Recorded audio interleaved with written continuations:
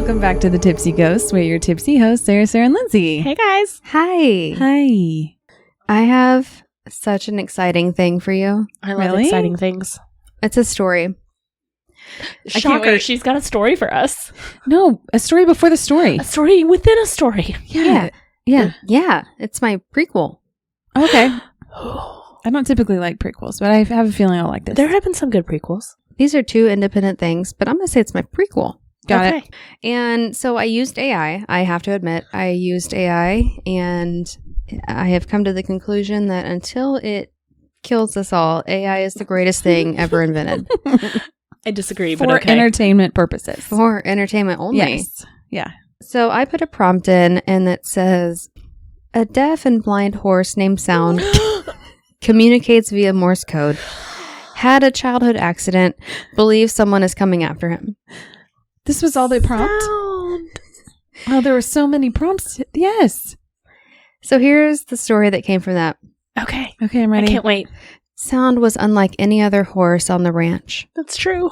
He wasn't just a regular horse. He was a deaf and blind horse named Aw. Sound. He's special. His owners, John and Sarah. That's adorable. You can be John. Boy, We'll we be always Sarah. the boy.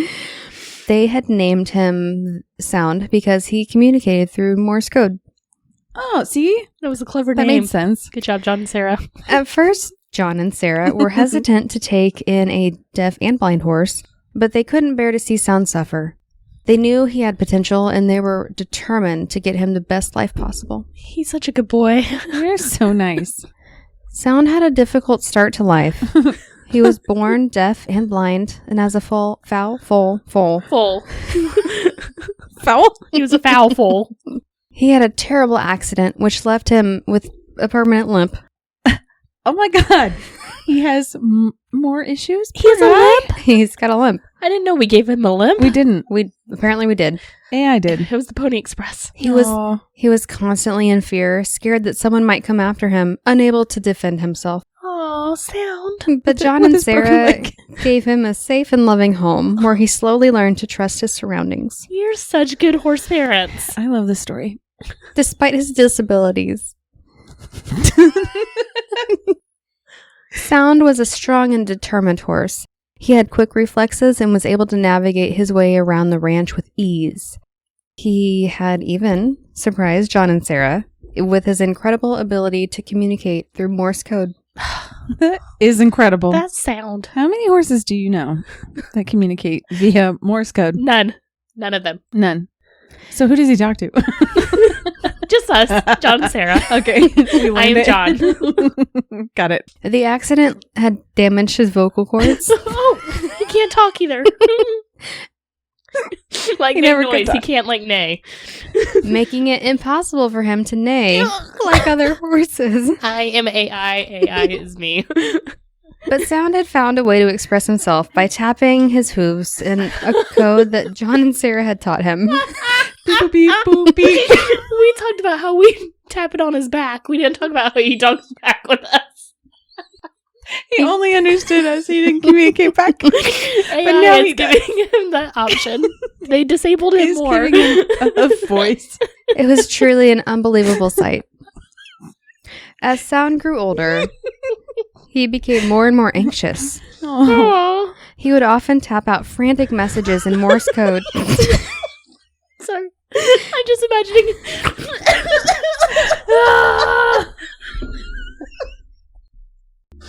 Anxiously tapping his little hooves. I didn't hear.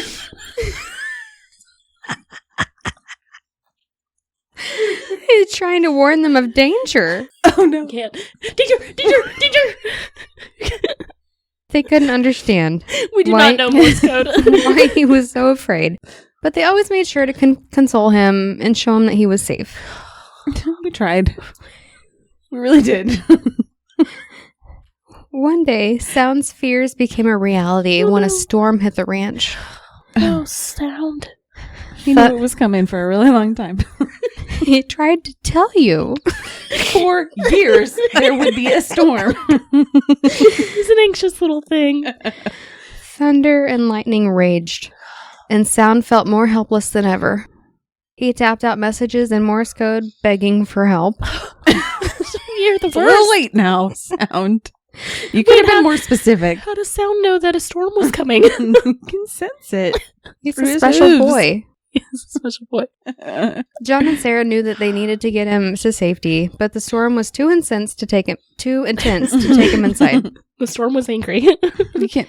You can't take him in? Like what? No. That's rude. Feeling helpless, Sound retreated into a corner, his body shaking with fear. Aww. Suddenly, John noticed something strange. Way to go. Thanks.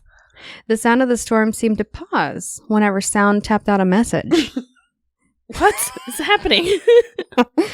It was as if he was controlling the storm with his Sound. Morse code. Is What? he responsible for this storm? Sound is amazing. No, that pisses me off. He has destroyed some things with the storm. Destroyed my home. Yes. And now my trust. And now my trust. Oh no. John quickly grabbed his phone and recorded the pattern of Sound's taps. He then translated it into words. To their shock, Sound was saying, "Run, something is coming." God damn it. No dust sound. So John and You're Sarah, the problem. they quickly realized that Sound's childhood accident had caused him to develop a heightened sense of hearing, and he could hear someone approaching to the ranch. He's deaf. In his head? Yeah. With his hooves. You don't understand this. He's deaf. But his childhood accident. He's deaf, but he can only hear someone approaching. You can sense it. So, with their adrenaline pumping through their veins, John and Sarah quickly led Sound to safety. They soon found out that there had been a break-in at a nearby farm, and the intruders had been heading straight for the ranch. Thanks to Sound's warning, they were able to avoid a dangerous situation. Well, I'm glad they were. From that day on, Sound was hailed as a hero. He became a legend in the ranching community, and Sarah and John couldn't be prouder of their brave and unique horse. And as for Sound, he finally learned to trust and let go of his fears with the knowledge that his owners would always protect him. He broke your trust. I'm mad still, but okay. I love him. That was my story about Sound via AI. Sound is like a snake. He has no ears. He can sense something coming. He has ears. He just can't hear out of them. Oh, yeah. He has ears. He can't hear from. But the hair in the ears really picks up on vibrations. He's Like got a them good snake. vibrations. Mm-hmm. Thinking about the excitations. Mm-hmm. That was a great story. Thank you Thank so you, much. AI. That was very clever. And I'm glad you gave Sound a childhood story because you know what? He didn't have one. He needed a backstory. I don't know how much of a story a childhood accident is. We should expound upon that. Okay. But first, I want to tell you a story, a bunch of stories Okay. about paranormal things. Paranormal. Oh, beautiful. Thank you. Yeah, we haven't talked about aliens in a while. It's time we loop back. I feel like aliens are always on your mind. Circle back. They most of the You were time. always on my mind. You were always on my mind. Never heard this song before. Okay. It's a real song. I believe you. Thanks to Soft Rock 98.9. That's where that song would probably play. I'm so confused. Sounds right. I've got a list of 10 celebrity UFO stories. Were these from Delilah? Celebrities. Delilah. Delilah. Bing. Did she have the show about UFO sightings? That's what we were asking. We're going to pretend it's Delilah. So, the first celebrity is Lupe Fiasco. Don't know who they are. He's a singer. He's an American rapper. Rapper. He sings and raps. He's a sapper. He's the sapper. Sing rapper. He's a ringer. Yes. Yeah. Ringer. 2 songs like The Show Goes On and Daydream. Yes, I know that song. I know that one. So it's that song that he's probably most famous for people our age. Thanks for including me. You are the same generation as us. Okay. So he's spoken about this in a handful of different interviews, saying, I believe I had an encounter with some aliens, and I believe they implanted something in my ankle. Oh, haven't heard that spot before. Okay. I mean, on an alien encounter. I should clarify. Continue. I will refrain from rolling my eyes throughout this story. I should have started with that. Lindsay, we're going to be open-hearted and open-minded tonight. I am open-hearted. And open-eyed. That's a little and not rude. rolling your eyes.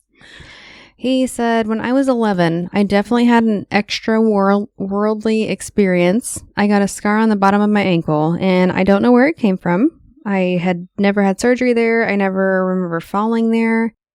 I've done martial arts my whole life. Could be something from that. But I remember waking up and just being shocked, like I was surrounded by all of this electricity. I was trying to call to wake up my cousin and roll out of the bed, and I couldn't move. And then I was surrounded by this blue electricity, and then it stops, and I look out the window and I see a black disc flying down in front of the window. And it sits there, and then it flies out. Okay. Very specific details that he remembers. Next is from the celebrity Matt Bellamy. Actor.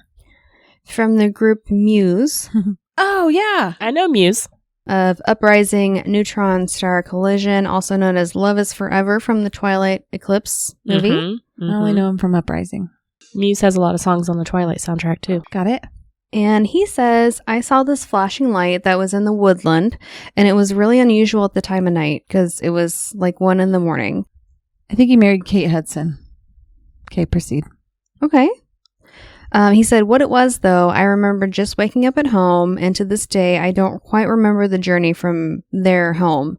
I was driving, so I didn't drink anything. I'm not suggesting that at all, but I may have smoked something that was grown in Devon. It was some kind of tobacco, so it was more likely that than being abducted by aliens. Maybe. The Maybe just smug heightened look his. on your face. I didn't say it. He said it. He said what was more likely. Maybe it just heightened. Well, no, maybe it dulled his awareness. So that really happened, but he only kind of grainy remembers things. Yeah. I think so. Next, celebrity, number 3, Casey Musgraves. I know Yep. her. Know her. Country music star. I don't know any of her songs, but I know she sang something from Frozen 2. Mm-hmm. She recalled being in Mexico for a friend's wedding when she noticed something strange. She said, I noticed something hovering above the corner of the hotel. In the night sky, it kind of looked like an underbelly of a bird. You couldn't really see what it was. You know how the outside edge of a hotel, sometimes they have floodlights that point up into the sky. Whatever it was being shined on by those. I was very confused by it all, so I said, y'all, what's that? Because she's a country music star. She said, y'all. You sound just like her. They all watched it for a minute, and then it changed shape into an X pattern, and then kind of like a windmill. And she said it was so weird. And then just 8 days after that strange sighting, they said that she saw 2 giant balls of fire near Nashville. I believe it. Tom DeLonge. Wow. Tom DeLonge, Blink-182. If you guys don't know Blink-182 songs, we can all be friends. Please. Okay. I think I've heard of them. He's been a believer for a long time.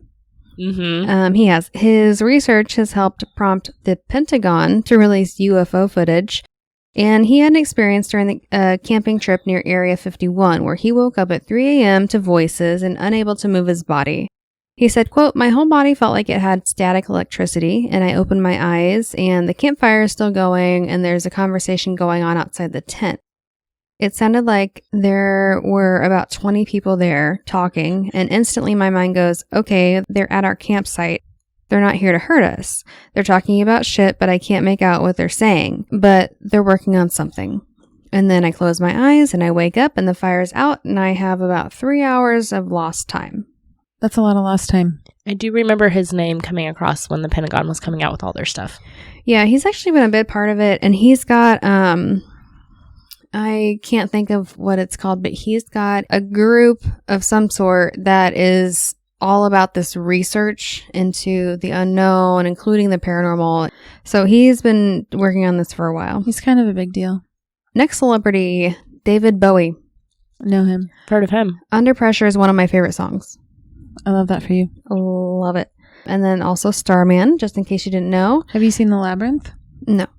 He is in that. You remind me of the Babe. I've only Babe seen it with the once. power. I should rewatch it. The what? The Babe with the power. Did you know that he used to work for an English UFO magazine? I'm No. not surprised by that. Very cool. In an interview, he said that he got to see flying saucers on a regular basis during his year with the magazine. In Starman, the quote is from that song, "There's a starman waiting in the sky. He'd like to come and meet us, but he thinks he'd blow our minds." Probably correct. He said, quote, "I used to work for two guys who put out a UFO magazine in England, and I made sightings like 6-7 times a night for about a year when I was in the observatory." 6-7 times a night? Yeah. That's a lot. That's really cool. I want that job. Let's go to England. Next, Kesha. I know her. She's got a paranormal reality series called Conjuring Kesha. That's cool. I did not know that. A podcast called Kesha and the Creepies. Okay. Kesha. Kesha's one of us. She elaborated on an experience that she had had that confirmed her belief in aliens during a past interview. She said, quote, "I look up in the sky and there's a bunch of spaceships. I swear to God, there were at least like 5 to 7.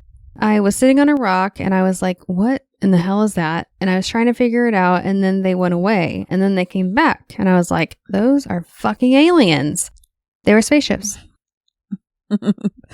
She's trying to spread the word to get all of her friends and family into meditating the aliens to us. The word has been spread. I shall do that. Inspired by our next celebrity. Okay. Demi Lovato. Heard of them. I know them. They are a big believer in aliens and already advocating for their rights. I said big boob Believer. believer. Big poop believer? Big boob believer. Just big. Big. It was too many B's. I'm sorry. Big again. I'm sorry. Big times 2. No boobs. Got it. They are a biggie believer. They are already advocating for their rights, the aliens' rights. Okay. Okay. Actually, I said aliens, but their rights saying that we should stop calling them aliens because it's derogatory as a term for any living creature. Okay. So what are they saying we should call aliens? Extraterrestrials. Okay. Isn't that okay? All right. So on her 28th birthday, she said, quote, "We were stargazing and we tried to do this protocol where you make contact, and then all of a sudden something showed up directly above us in the sky. It was huge lights that made a question mark almost in the sky, and then it just kind of blacked out. So he reports making contact with extraterrestrials through meditation and says, quote, "If we were to get 1% of the population to meditate and make contact, we would force our governments to acknowledge the truth about extraterrestrial life among us and change our destructive habits, destroying the planet." Maybe. Demi also has a show on Peacock that is called Unidentified with Demi Lovato, I did not know that. I did not know that either. where they investigate the presence of extraterrestrials and ghosts. Dang. All right, Demi. Nick Jonas I know him. of the Joe Bros. Of the Joe Bros. In 2015, during an interview with a UK talk show, he said that he saw several, quote, flying saucers in the sky 8 years prior. Quote, "I was in my backyard in LA. I looked up in the sky and there were 3 flying saucers. What makes his story weird is that there were 3 identical sightings that people reported on the exact same night, away from him, like outside of his circle. And he said, quote, "I went online and there were 3 identical sightings 2 weeks before even." He continued, "There was me, my friend, and a bunch of people in LA that all saw it at the same time." Next, Fran Drescher, Ah. The nanny. the nanny. The nanny with the voice. She and her ex-husband, Peter Mark Jacobson, had a similar experience with aliens despite not knowing each other at the time. So this all happened before they knew each other. Fran says, "It's funny because Peter and I both saw aliens before we knew each other, doing the same thing, driving on the road with our dads. We were both in junior high. A few years later, we met and we realized that we had this same experience. I think that somehow we were programmed to meet. We both have this scar. It's the same exact scar in the same exact spot. Her husband, however, isn't convinced and think that Fran's scar is something like a drill bit mishap or from holding like a hot cup of water. But Fran wants to believe it, and she says that's what the aliens programmed us to think. But really, that's where the chip is. And then finally, Post Malone. Posty. Post Malone. Posty. He's a big believer. He believes in lots of things. He's been on Zach's mansion show. You remember that? He was also on Joe Rogan's podcast in 2020 and said that he had experienced multiple UFO sightings across the country since the age of 16. Lucky. He said, my aunt and uncle were very strict. He said we had to go to bed every night at a very strict deadline, probably 6 or 10 p.m. I was looking out the window with my cousin, and it's just a light that just stays there and then just fucking goes off. You can't explain it. I used to live in Tarzana. There was a balcony, and it looked kind of like, it sounds corny, but like a classic force field. It's kind of like a dome in a circular shape. There were about 4 other people, and they all saw it. It's always good to have witnesses to back you up. Well, it's interesting because, like, especially the more recent ones, they seem to have witnesses. Yeah. But that's it. I just wanted to tell you all about the celebrities. Thank you. I did not know those stories, and I appreciate that. Thank you. Thank you for telling us about aliens. You're welcome. All right, thanks so much for listening to our paranormal episode, you guys. You can always catch us at thetipsyghost.com with our socials linked from there, or send us an email at thetipsyghost@gmail.com. Please give us a 5-star rating and a great review anywhere you listen to podcasts. We really appreciate it, and it really does help. All right, guys, thanks so much. We'll catch you next week. Okay, bye. Bye.